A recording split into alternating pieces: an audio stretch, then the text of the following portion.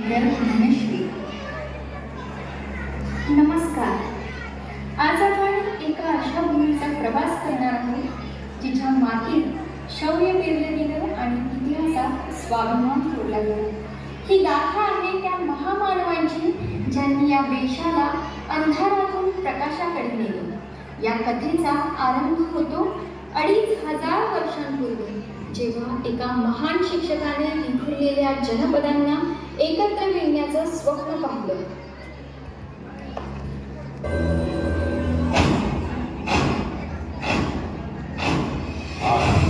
प्रचंड बोल मस्तकों के छुट राज चंद्र की घड़ी की तुम हार दो.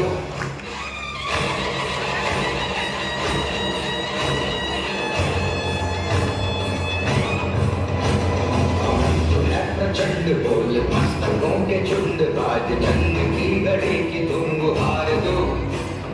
आन बान शान या की जान का हो दान राज एक धनुष के बाण पे उतार दो. चाणक्य व चंद्रगुप्त संकटाच्या वेळी कायम लोक नशिबाचा आधार देतात, पण शूर लोक स्वतःचं नशीब स्वतःच घडवतात. हे चाणक्याचे विचार आणि चंद्रगुप्ताची तलवार जेव्हा एकत्र आली तेव्हा अखंड भारत जन्माला आला. भारत माता की जय.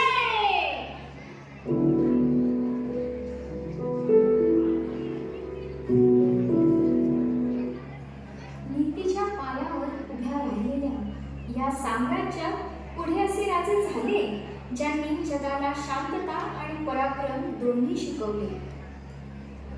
सम्राट अशोक, ज्यांनी कलिंगच्या भीषण युद्धानंतर तलवारीचा त्याग केला आणि सर्व मनुष्य माझी मुले आहेत हा संदेश दिला. आज आपल्या राष्ट्रध्वजावरील धम्मचक्र हे सम्राट अशोकांच्याच मेहनतीची साक्ष देत आहे.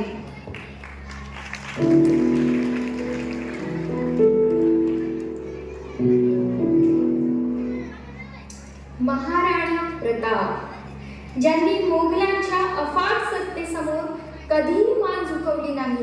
ते म्हणायचे, मातृभूमीची सेवा करण्याची संधी मिळणं हे भाग्याचं लक्षण आहे.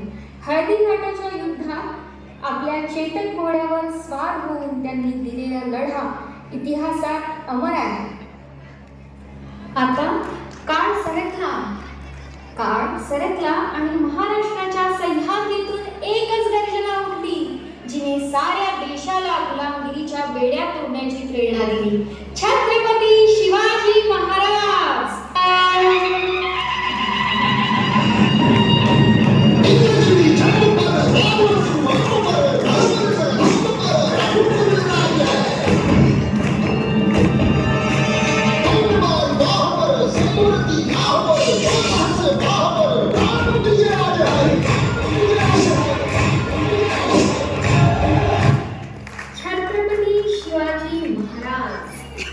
शिवरायांनी केवळ किल्ले जिंकले नाही, तर रयतेच्या मनात स्वराज्याचा आत्मविश्वास जागविला.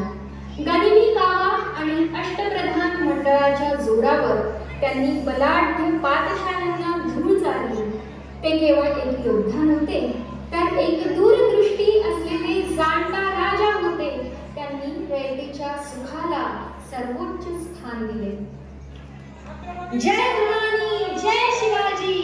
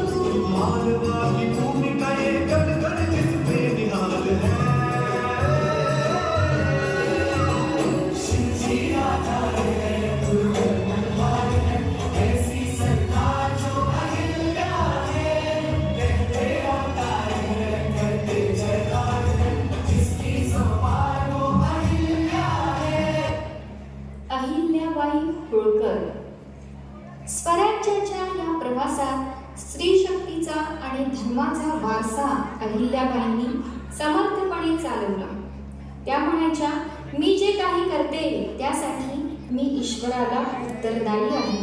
काशीपासून सोमनाथपर्यंत त्यांनी देशातील मंदिरांचा जीर्णोद्धार केला आणि जनकल्याणाचे नवे आदर्श प्रस्थापित केले.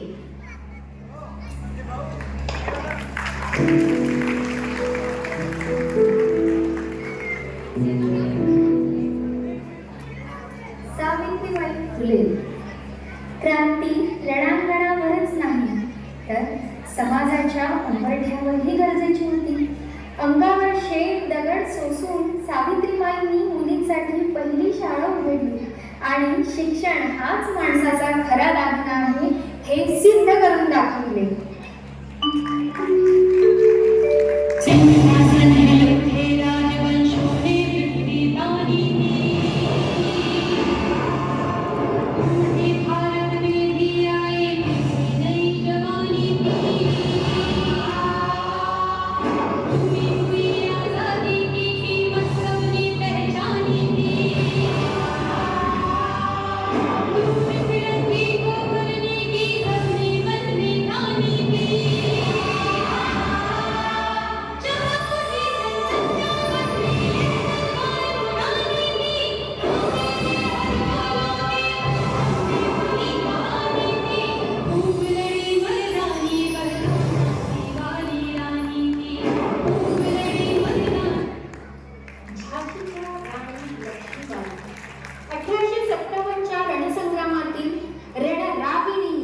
जिने इंग्रजांच्या छातीत धडकी भरवली.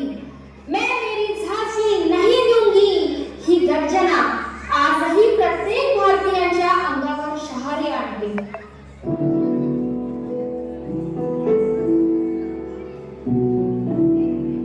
अठराव्या शतकाच्या सुरुवातीचा लढा आता लेखणी आणि घटनांच्या माध्यमातून घराघरात पोहोचू लागला होता. लोकमान्य बाळ गंगाधर टिळक, स्वराज्य हा माझा जन्मसिद्ध हक्क आहे आणि तो मी मिळवणारच, या सिंहगर्जनेने सुस्त पडलेल्या देशाला जागे केले. टिळकांनी गणेशोत्सव आणि शिवजयंतीच्या माध्यमातून जनतेला एकत्र आणले. केसरी आणि मराठा या वृत्तपत्रातून त्यांनी ब्रिटिशांच्या अन्यायावर प्रहार केला.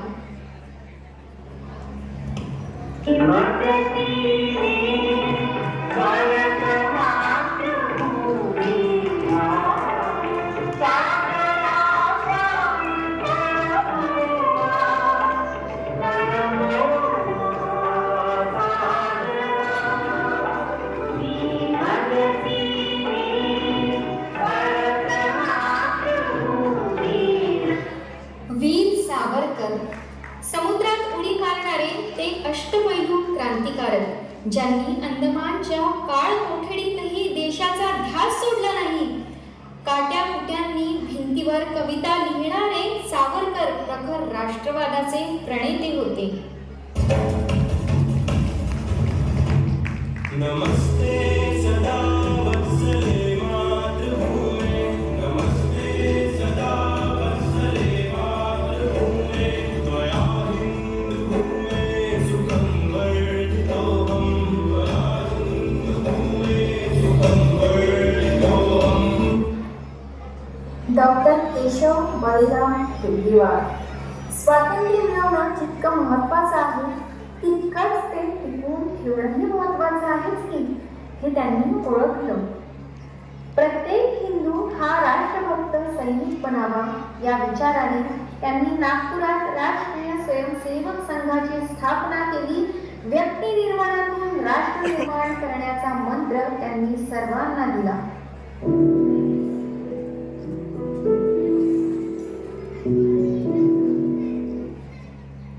स्वातंत्र्य लढा आता अंतिम टप्प्यात आला होता. एका बाजूला अहिंसेचा मार्ग होता तर दुसरीकडे प्राणांची आहुती देणारे तरुण. महात्मा गांधी करा किंवा मराचा मंत्र देत गांधीजींनी जगाला सत्याग्रहाचं नवीन शस्त्र दिलं. एका साध्या धोत्रावर जगणाऱ्या या महापुरुषाने बलाढ्य ब्रिटिश साम्राज्याला गुडघ्यावर टेकवलं.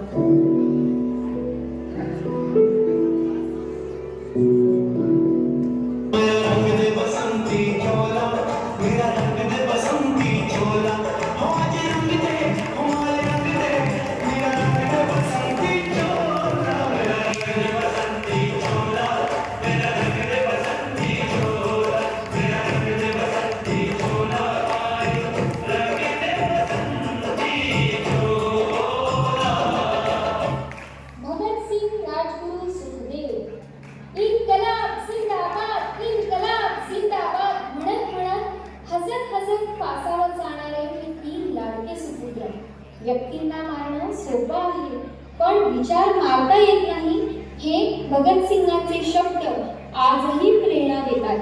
त्यांच्या बलिदानाने केवळ क्रांतीच झाली नाही, तर प्रत्येक तरुणाच्या रक्तात देशप्रेमाचं पाणी चढलं.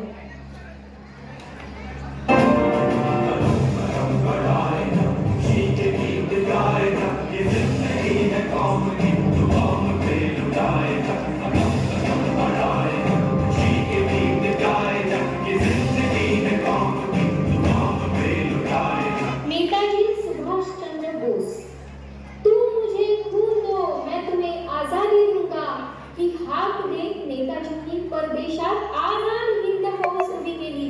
त्यांनी इंग्रजांना ठणकावून सांगितले की भारतीय आता भीक मागणार नाही, तर आपले अधिकार हिरावून घेतील. अखेर दिवस उजाडला. 15 ऑगस्ट 1947ला भारताला स्वातंत्र्य मिळालं. पण खऱ्या अर्थाने या विखुरलेल्या देशाला एकत्र बांधायचं मोठं आव्हान देशासमोर होतं. सरदार वल्लभभाई पटेल, भारताचे लोह पुरुष, ते म्हणायचे, शक्तीशिवाय एकता टिकत नाही आणि एकतेशिवाय विकासही होत नाही.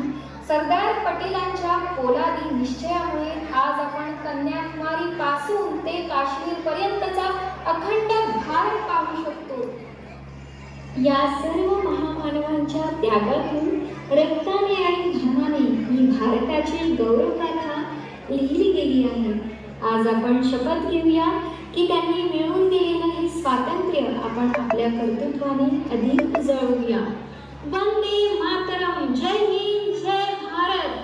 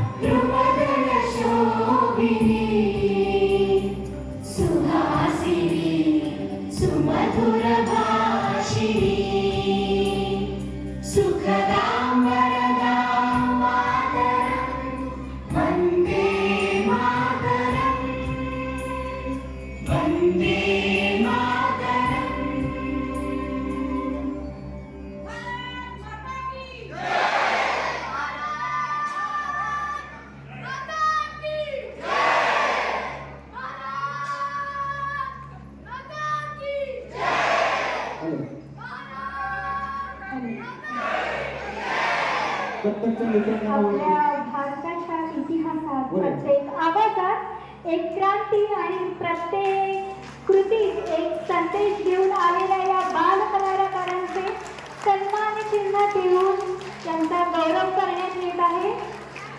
मी राजश्रीताई, रक्षाताई, शुभांगीताई आणि मोनिकाताई यांना विनंती करते की त्यांनी या सर्वांचे सन्मान चिन्ह देऊन यांना गौरव करावा.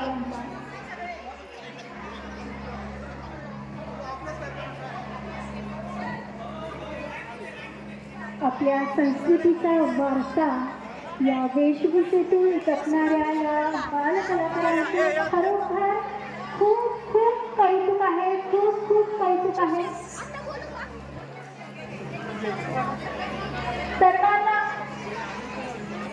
सर्वांना खाली काहीतरी सन्मानित घ्यायचं आहे.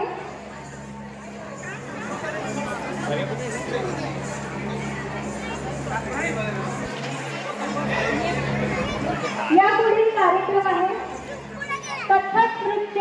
यांनी स्टेजवर यायचं आहे.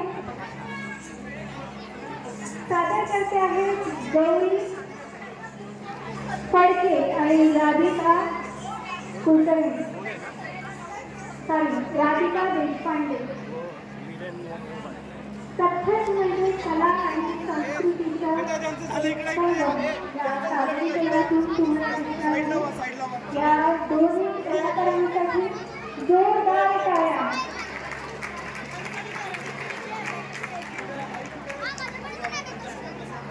Music music